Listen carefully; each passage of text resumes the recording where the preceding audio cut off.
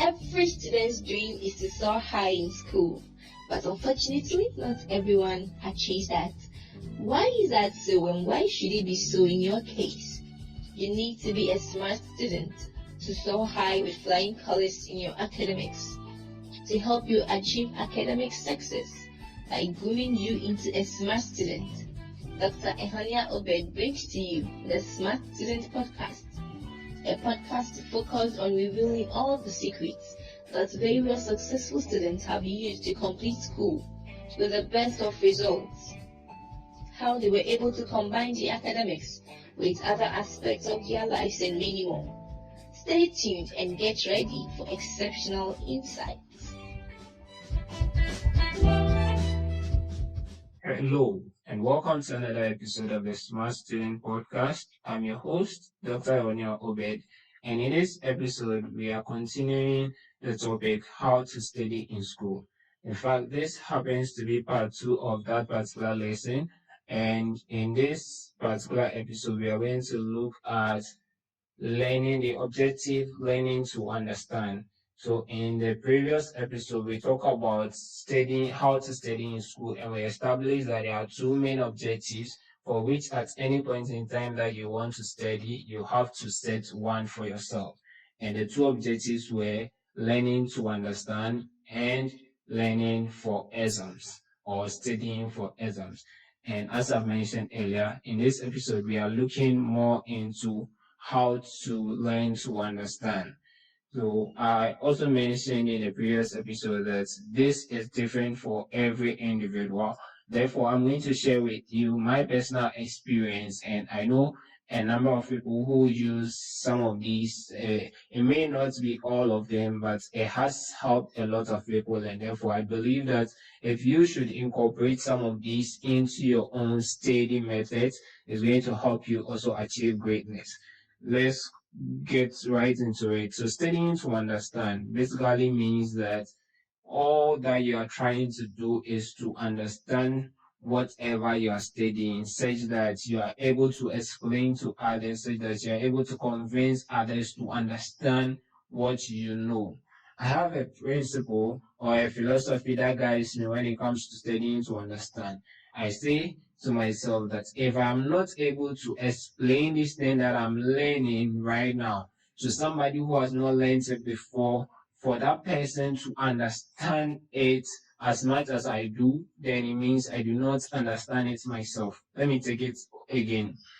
If I am learning something right now, and after learning it, if I can't explain it to someone else who hasn't learned it before, for that person to understand it the way I understand it, then it means I don't understand it. And this has been my solid philosophy over the years as a student. It has really helped me a lot because I always learn with the goal of going to teach others.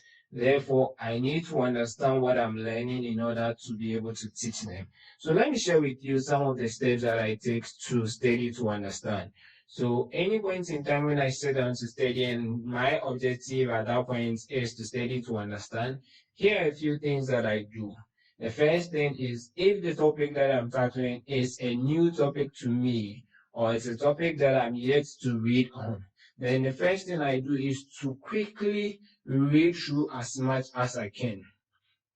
So this time around, I don't spend a lot of time reading and reading and reading. No, I quickly glance through, skim through, however you want to call it, but I do a quick reading over what is in that particular topic, at least to get a fair overview of what it is about and see how wild my imaginations can run. Okay, then after I've gotten that basic knowledge in it, I then take my time to read it over again, but this time around trying to make meaning out of every sentence that I read.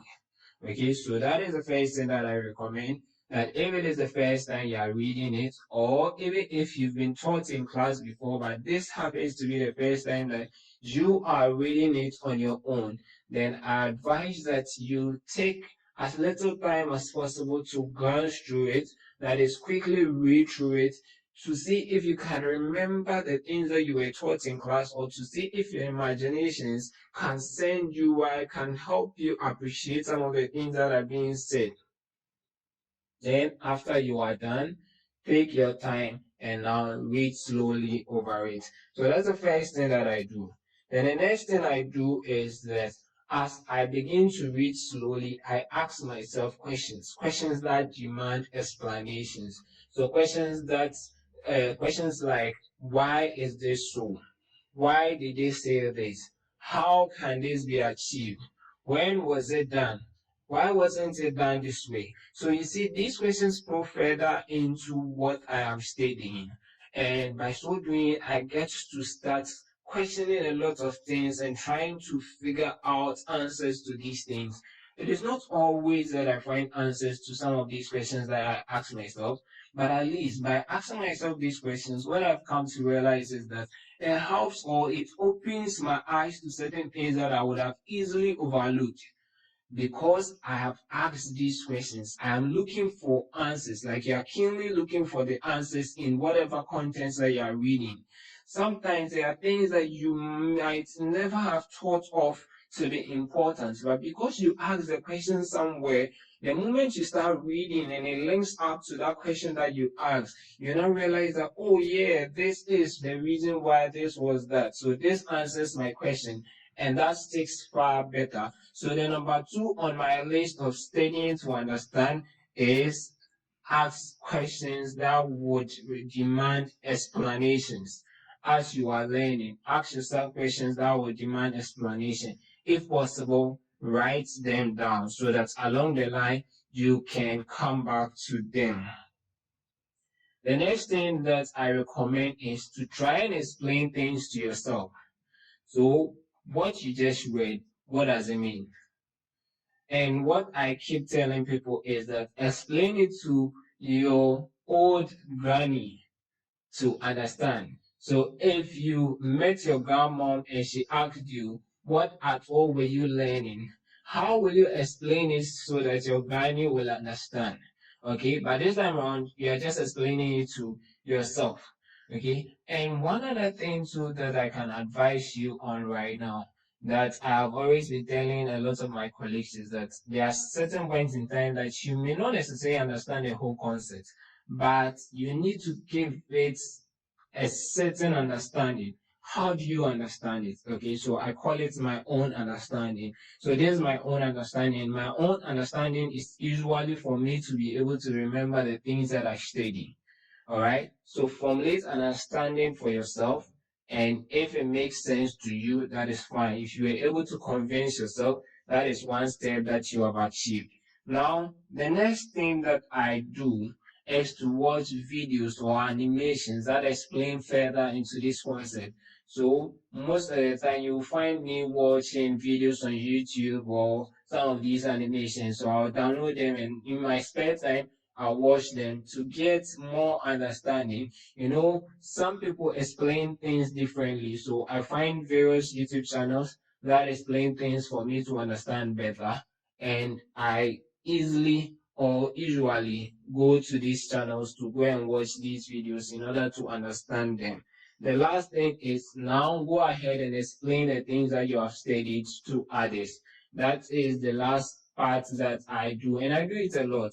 Because even before I start to learn, I have this mindset that I'm learning to go and teach somebody. Therefore, I have to understand in order to be able to go and teach.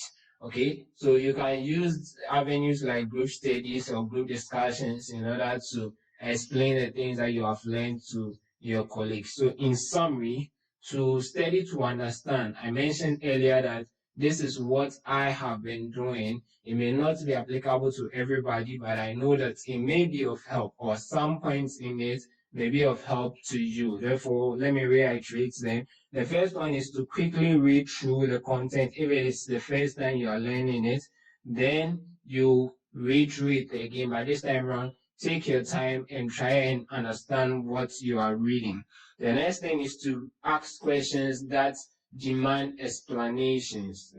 So along the line, as you're studying, keep asking yourself, why is this so? How is this done? those kind of questions that demand explanations, even though those answers may not be obvious, but with time you'll be able to identify the answers, and that makes the thing sticks better. The next thing that you would have to do is to explain things to yourself.